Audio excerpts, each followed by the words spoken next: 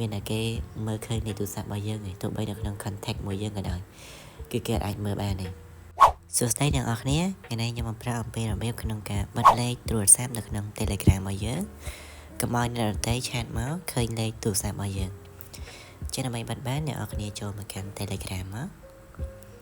បន្ទាប់ពីចូលមកកាន់ Telegram ហើយអ្នកនរគ្នាចុចលើ setting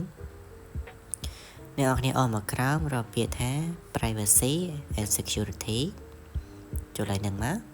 ហើយអ្នកនរគ្នារកពាក្យថា phone number ចឹងខ្ញុំបញ្ចូលកន្លែងនេះបន្តិចសម្រាប់ខាងលើនេះយើងមាន3 option យើងមាន everybody my contact ហើយនិង nobody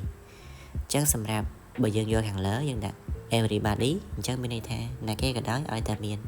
Telegram មួយយើងគឺអាចឃើញលេខទូរស័ព្ទយើងបានទាំងអស់តែបើសិនជាយើងយកទី2 my contact នេះអញ្ចឹងតើតែអ្នកគេដែលមាន contact មួយយើងដែលយើង add ចូលក្នុង contact របស់យើងអញ្ចឹងបានអាចមើលលេខទូរស័ព្ទយើងបានបើក្រៅពី contact របស់យើងគឺមើលលេខទូរស័ព្ទយើងអត់ឃើញទេហើយមួយទៀតបើសិនជាយើងអត់ចង់ឲ្យគេឃើញទាំងអស់ហ្មង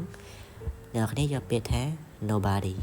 ហ្នឹងគឺអត់មានតែគេមើលឃើញលេខទូរស័ព្ទរបស់យើងទេទោះបីនៅក្នុង contact មួយយើងក៏ដោយគឺគេអាចមើលបានទេហើយសម្រាប់ខាងក្រោមនេះគឺយើងមាន2 option ដែរសម្រាប់ខាងលើហ្នឹងយើងដាក់ everybody អញ្ចឹងអ្នកគេក៏ដោយឲ្យតែមានលេខទូរស័ព្ទយើងគ្រាន់តែយកផាសនៅក្នុង Telegram ទៅគឺអាចឃើញ Telegram របស់យើងហើយប៉ុន្តែបើសិនជាយើងយក my contact នេះតើតែគេ add លេខទូរស័ព្ទរបស់យើងនៅមាន Telegram ហ្នឹងតើតែគេ add ចូលជា contact របស់គេទៅយើងអាច